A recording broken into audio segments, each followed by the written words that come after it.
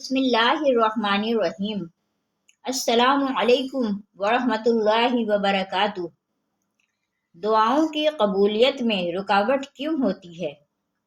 دعا کی قبولیت کی نشانیاں کیا کیا ہیں؟ دعا مانگنے کا وہ طریقہ کہ دعا فوراً سے پہلے قبول ہو جائے۔ محترم ناظرین، حدیث قدسی ہے کہ اللہ جل شانہ نے فرمایا، میرے بندوں، 6 چیزیں تمہاری طرف سے ہیں اور 6 چیزیں میری طرف سے ہیں۔ نمبر 1، توبہ کرنا تمہارا کام ہے اور معاف کرنا میرا کام ہے۔ نمبر 2، اطاعت تمہاری طرف سے ہوگی اور جنت میری طرف سے ہوگی۔ نمبر 3، شکر تمہاری طرف سے ہوگا اور رزق میری طرف سے ہوگا۔ نمبر 4، صبر تمہاری طرف سے ہوگا اور آزمائش میری طرف سے ہوگی۔ نمبر 5، دعا تمہاری طرف سے ہوگی اور قبولیت میری طرف سے ہوگی۔ نمبر 6، رضا تمہاری طرف سے ہوگی اور قضا میری طرف سے ہوگی۔ محترم ناظرین، اللہ تمہارے معاملات وہاں سے حل کر دے گا جہاں سے تم نے کبھی تصور بھی نہیں کیا ہوگا۔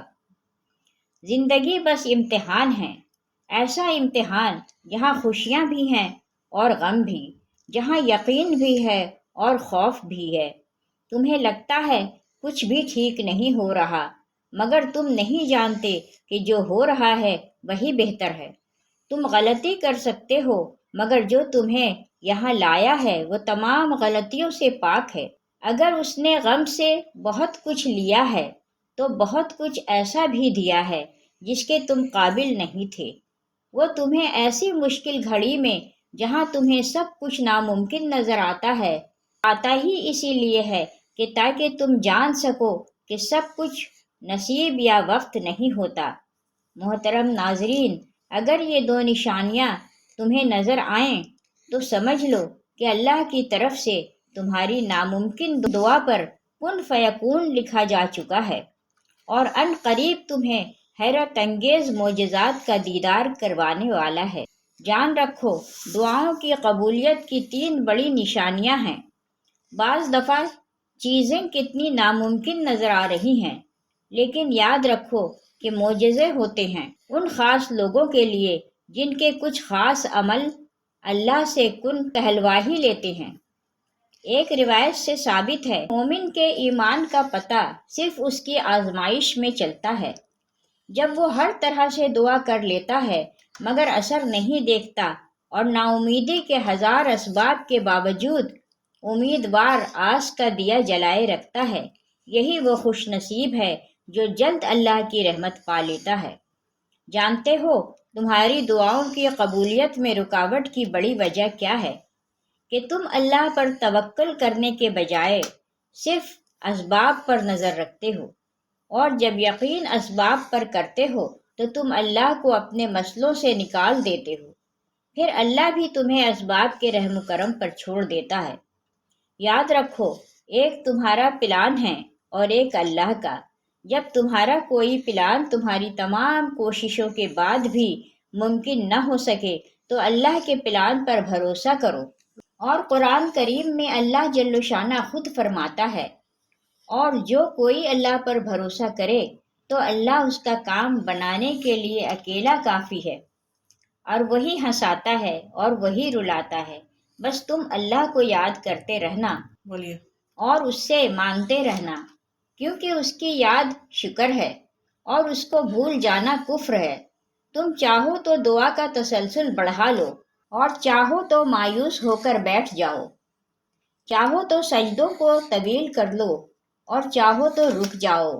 مت بھولنا کہ تمہارا کام صرف التجا کرنا ہے، تدبیر وہ خود نکالتا ہے۔ اللہ تعالیٰ قرآن میں ایک جگہ فرماتا ہے، اور بعض لوگ ایسے ہیں جو اللہ سے التجا کرتے ہیں کہ اے پروردگار، ہم کو جو دینا ہے دنیا میں دے دے، اور بعض لوگ ایسے ہیں کہ دعا کرتے ہیں کہ اے میرے پروردگار، ہم کو دنیا میں بھی نعمت عطا فرما اور آخرت میں بھی نعمت عطا فرما۔ جانتے ہو وہ کون سی 3 خاص نشانیاں ہیں جو تمہارے ناممکن دعاؤں پر کن کہلوا ہی لیتی ہیں؟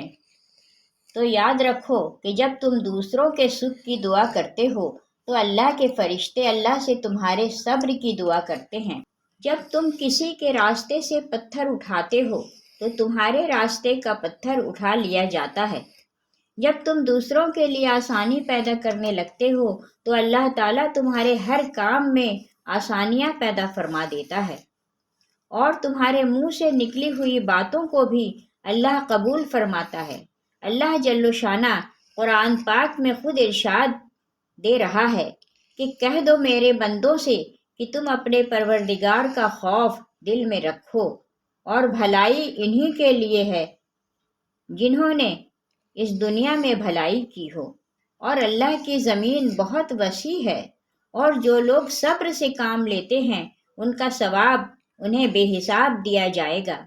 جانتے ہو تمہاری ناممکن دعاؤں کی قبولیت کی کچھ خاص علامتیں یہ بھی ہیں کہ تمہارے درد تمہاری بے چینی کو ختم کر دیتی ہیں، تم شکایتیں کرنا چھوڑ دیتے ہو، اللہ جل شانہ کے شکر گزار بننے لگتے ہو، تم لوگوں کو چھوڑ کر اپنے خالق کے آگے رونا شروع کر دیتے ہو، دوسروں کو اپنا حال بتانے کے بجائے آپ اپنی خوشیاں اور غم بانٹنے لگتے ہو، گناہ تم سے دور ہونا شروع ہو جاتے ہیں اور نیکیاں تمہیں آسان لگتی ہیں، تمہیں سجدوں میں سکون ملنے لگتا ہے، تم خود کو دنیا کا خوش قسمت انسان سمجھنا شروع کر دیتے ہو۔ جان لو کہ تمہاری صرف دعائیں قبول نہیں ہوتی بلکہ تمہیں اللہ کی بارگاہ میں بھی قبول کروا دیتی ہیں۔ جانتے ہو دعا قبول ہونے کی بڑی نشانی کیا ہے؟ کہ جب تمہارا معاملہ سخت ہونے لگے اور تکلیف تمہاری بڑھنے لگے تو سمجھ لینا کہ یہ اللہ کی طرف سے خاص اشارہ ہے کہ عنقریب تمہیں کشادگی ملنے والی ہے، اور تمہاری دعائیں بہترین طریقے سے تمہارے حق میں قبول ہو کر اس سفر سے تاخیر میں تمہاری کوئی بڑی بہتری لانے والی ہیں۔ جان لو کہ اللہ کا وعدہ سچا ہے، جب وہ رحمان دینے پر آتا ہے نہ تو وہ کسی گنہگار کی میلی چادر کو نہیں دیکھتا، وہ دیکھتا ہے تو اس چادر پر گرنے والے ندامت کے آنسوؤں کو۔ قرآن کہتا ہے اور جو کوئی اللہ سے ڈرتا ہے اللہ اس کے لیے نجات کی شکل نکال ہی لیتا ہے، بے شک وہ بہت غفور الرحیم ہے۔